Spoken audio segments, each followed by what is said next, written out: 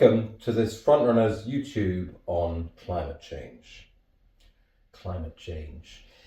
We all know it's important, but then again, we all have extremely busy lives. And the question is it really that important for us as musicians to do something about it, especially for a musician entering into the profession? I'd like to talk about three things very briefly. Number one, why do I care about the question of climate change?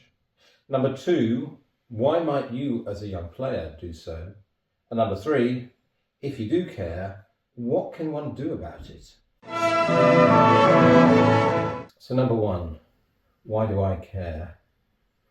I think I approach this question of climate change and how it affects me from 2 points of view. The first is personally. I just find so much of extraordinary beauty and interest in the world that it's just awful to think that we might throw so much of it away if we don't take care of the planet better. This idea of there's a planet A, there's no planet B. So on a personal level, I've increasingly found in the last, decade, that I'm beginning to think more and more about the need for us to take care of this planet better. And the second area is, if I think of myself as a member of the music industry, somebody who's played for many years and now manages, I also think there's a very big practical question here, which is we assume that our way of working will go on forever, but it won't if we don't think about ways to be more clever about being more environmentally sound in the way that we work. So I think from the point of view of being in the music industry, and I think not just now, but in 5, 10, 15, 20 years coming, it's much better. We can really help to guarantee the health of our industry if our industry becomes better about thinking about helping to take care of the planet. What about you and your profession? I'm thinking of people entering into the profession now as young musicians. And again, I would say there are kind of two sides of this. One is, I would hope that most of you, for you, it's actually far more important, this question, than it is for me. I mean, somebody my age, in a few decades, I'm gone. In a few decades, you're going to be at the height of your working age and life, with kids, thinking about that, perhaps. And so I think, and it's so much part of our Frontrunners program, for you, I think it's so much thinking about your future that's coming, thinking so much about what will be possible in not this year or next year, 5, 20, 30, 40 years' time. And as we look at some of the huge problems that we have with climate change at the moment, I mean, any week I record this, it seems to me there's going to be another issue to talk about. This last week, it's been terrifying floods in Spain, in different cities, and the horrendous cost of this is terrifying, just apart from the question of looking after the planet. So I think for you as people, I think it's something worth really thinking about. But also, here's a really key thing. For you as a front runner in your work in the profession, as a leader, a future leader, as somebody who wants to protect their work, I think it's worth thinking about this and getting to know it and how to use it. And I mean, a good example of that is I see now orchestras where they're actually asking people who are auditioning what their views are about climate change. What are they doing about it? Every time I apply for funds on behalf of the European Union Youth Orchestra, increasingly there's a whole area, what are you doing about environmental sustainability? So in the end, I think this might be the most important thing. If you want to be ahead of the curve, if you want to be at the front in your career, I think it's really worth you thinking about this in a big way. Number three, okay, let's say you are interested in doing something about it. Actually, what to do, where next? And that's the big question. I'd like to finish this little presentation by looking at three areas. I have something to do with learning, something to do with doing, and something to do with sharing.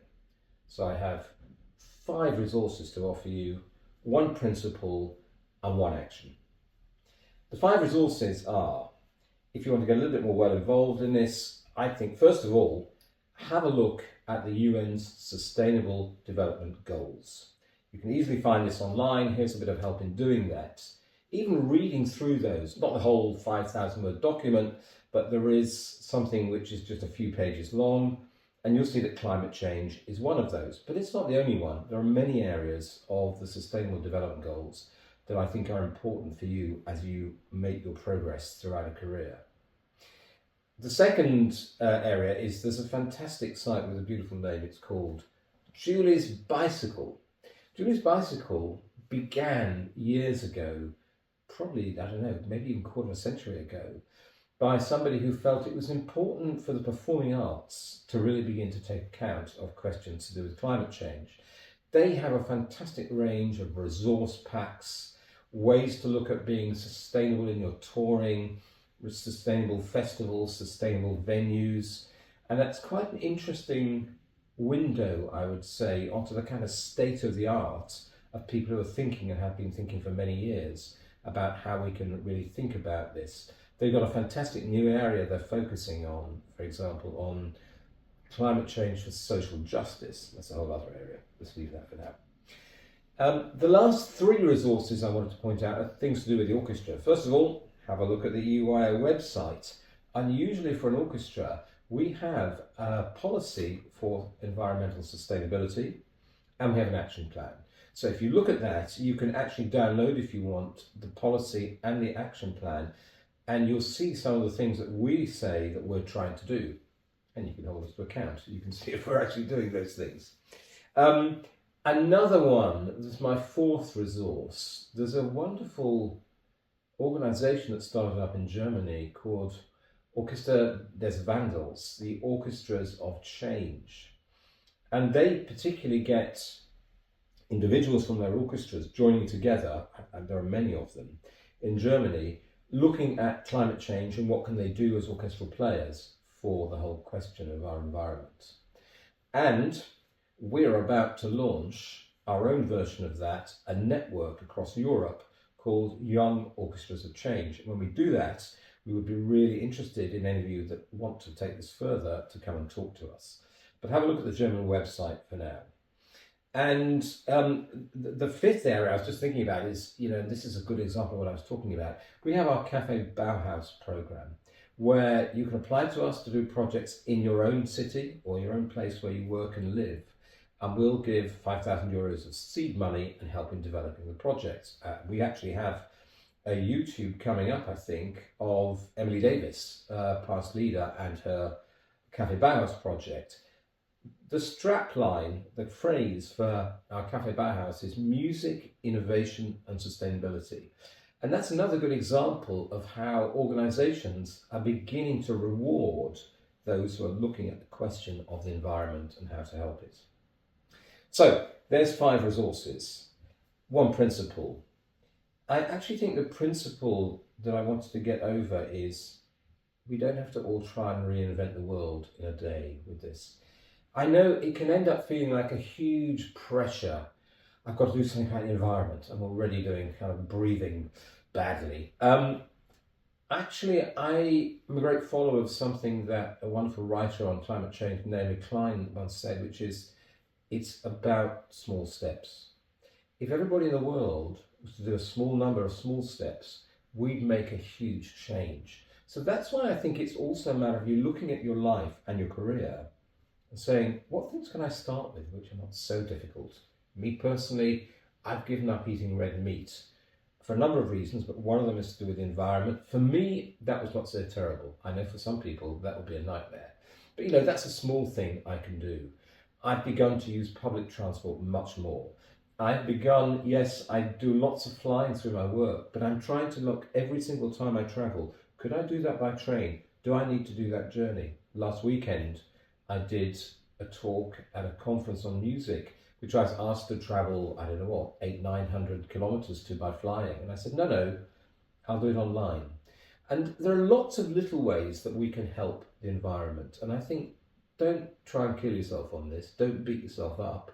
The principle is, what are the small ways to carry on every week, every month, every year, thinking what I can do? And to end off, I said I'd also have one action. My action is called sharing.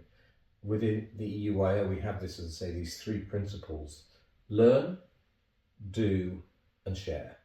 And I would just say, make yourself one action, which is once every 3 months, I'm going to share my concerns and what I do with somebody else.